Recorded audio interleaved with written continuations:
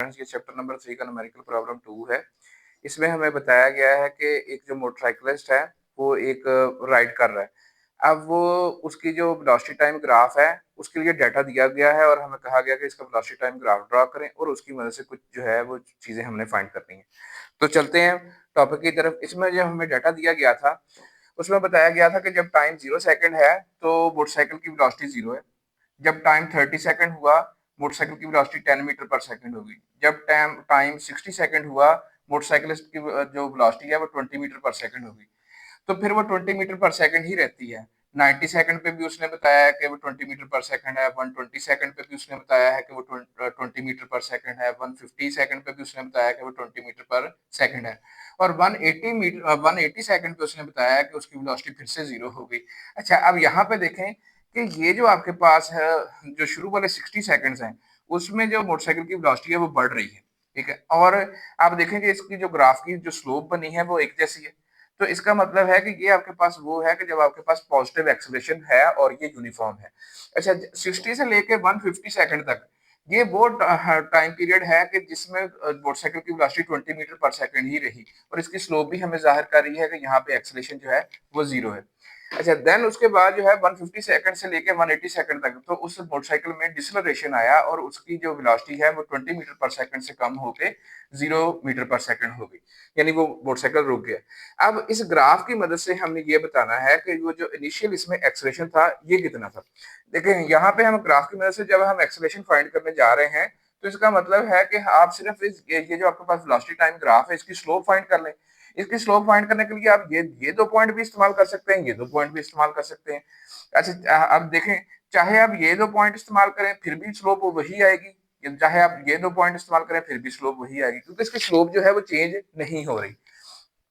सो आप ये देखें कि आपके पास जो है ये वर्टिकल जो है, ये आपके पास जो कंपोनेंट है ये कितना है, ये एक्चुअली 10 मीटर पर सेकंड है।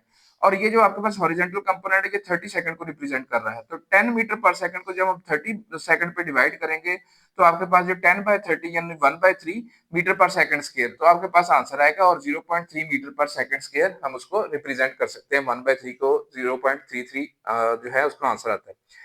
अच्छा, अब यहाँ पे जो डेल्टा भी लिया गया है, देखिए इसमें फाइनल पोजीशन उसकी ये है, इनिशियल ये है। अगर आप ये दो पॉइंट लेते हैं उसमें फाइनल ये है, इनिशियल ये है। तो ये जो आपके पास है ये डेल्टा वी है और ये जो आपके पास है ये डेल्टा टी है। अच्छा, अब आगे चलते हैं। वो उसके बाद जब इसमें गाड़ी में मोटरसाइकिल में डिसलरेशन आ रहा है, वो आपने बताना है कि वो डिसलरेशन यानी कि वो नेगेटिव एक्सेलरेशन जो आ रहा है यहाँ पे, ये आपने बताना है कि ये कितना है। अच्छा, इसमें ये जो एक्सेलरेशन है, यानी आपको पता है कि अगर ग्राफ की मदद से हमने फाइंड करना है तो आपको सिर्फ स्लोप निकालनी पड़ेगी या टेंजेंट ऑफ द एंगल निकालना पड़ेगा। अच्छा, अब ये जो आपके पास ग्राफ की स्लोप है या टेंजेंट ऑफ थीटा है, ये एक्चुअली आपके पास delta V by delta T है। अब यहाँ पे देखें कि यहाँ पे आपके पास जो वेलोसिटी थी वो इंक्रीजिंग थी, डेल्टा वी पॉजिटिव था। यहाँ पे आपके पास वेलोसिटी डिक्रीजिंग है, सो आपके पास ये जो डेल्टा वी है ये नेगेटिव में आएगा। अच्छा, अब यहाँ पे डेल्टा वी जो है वो -20 है, ठीक है? वो 20 से कम होके वो 0 हो गई। सो इसका मतलब है कि 0 -20, तो आपके पास -20 मीटर पर सेकंड ये डेल्टा वी की कीमत है। और 150 से लेके 180 तक जो आपके पास टाइम है वो 30 सेकंड्स बनते हैं। So delta V by delta T किया, यहाँ पे 0 0 से कट गया, -2/3 मीटर पर सेकंड स्क्वायर आंसर आया, दैट इज -0.67 मीटर पर सेकंड स्क्वायर। उसके बाद हमें ये कहा गया है कि इस ग्राफ की मदद से ये बताएं कि जो डिस्टेंस ट्रेवल हुआ है वो कितना हुआ है। आपको मैंने पहले भी बताया था कि वेलोसिटी टाइम ग्राफ में जो ग्राफ के नीचे का एरिया होता है वो डिस्टेंस ट्रेवल को जाहिर करता है।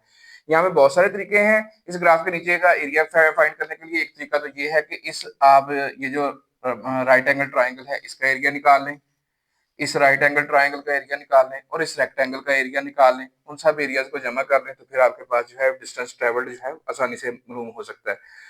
दूसरी बात यह है कि ये जो आपके पास शक्ल बनी हुई है ये आपके पास एक ट्रेपीजियम है। ट्रेपीजियम ऐसी शक्ल होती है जिसकी टू साइड जो है जो पैरेलल होती है, जैसे आपको ये वाली साइड और ये वाली साइड पैरेलल नजर आ रही है। और उसकी टू साइड्स जो होती हैं ये नॉन पैरेलल होती हैं, जैसे ये और ये नॉन पैरेलल है। ये कोई यानी ये यूं नहीं है, अगर यूं होती फिर इसको पैरेललोग्राम कहते। इसमें ये साइड और ये साइड नॉन पैरेलल है। अच्छा, अब इसका फार्मूला क्या होता है ट्रेपेजियम के एरिया फाइंड करने का? उसमें ये होता है कि जो इसकी पैरेलल साइड्स होती हैं उनको ऐड कर दिया जाता है। यानी इसको आपने, इस साइड को आपने ए कह लेना है, इस साइड को आपने बी कह लेना है। सो ऐड कर दिया जाता है पैरेलल साइड्स को और उसको डिवाइड बाय 2 कर दिया जाता है और उसको इन दो पैरेलल साइड्स के दरमियान जो ये परपेंडिकुलर डिस्टेंस होता है उसके साथ मल्टीप्लाई कर दिया जाता है। सो ट्रेपेजियम के एरिया का फार्मूला के पैरेलल साइड्स को ऐड करें, उसको 2 पे डिवाइड करें और मल्टीप्लाई कर दें जो पैरेलल साइड्स के दरमियान ये परपेंडिकुलर डिस्टेंस है इससे, यानी एच से उसको मल्टीप्लाई कर दें। अच्छा, अब आपके पास ये देखें कि ये जो आपके पास साइड है ये 180 सेकंड है और यहाँ पे ये जो साइड है बी साइड, ये 60 से लेके 150 तक ये 90 सेकंड्स बनते हैं। तो आपके पास 180 सेकंड प्लस ये आपके पास 90 सेकंड, तो 180 प्लस 90 ये आपके पास सेकंड्स, ये आपके पास पैरेलल साइड्स का एडिशन आ गया। उसको डिवाइड कर देंगे 2 पे और मल्टीप्लाई कर देंगे इन दो पैरेलल साइड्स के दरमियान की जो परपेंडिकुलर हाइट है, अब ये कितनी है, दैट इज 20 मीटर पर सेकंड। तो हम इसको कर लेते हैं, ये सेकंड जो है ये सेकंड से कैंसिल हो गया, ये 2 जो है ये 10 टाइम हो गया 20 और आपके पास जो है 180 प्लस 90 270 इंटू 10 ये आपके पास 2700 आ गया। तो 2700 मीटर, या अगर हम इसको किलोमीटर में चेंज कर दें तो 1000 पे डिवाइड कर देंगे तो किलोमीटर में चेंज हो जाएंगे, that is 2.7 kilometre. Hopefully answer the question.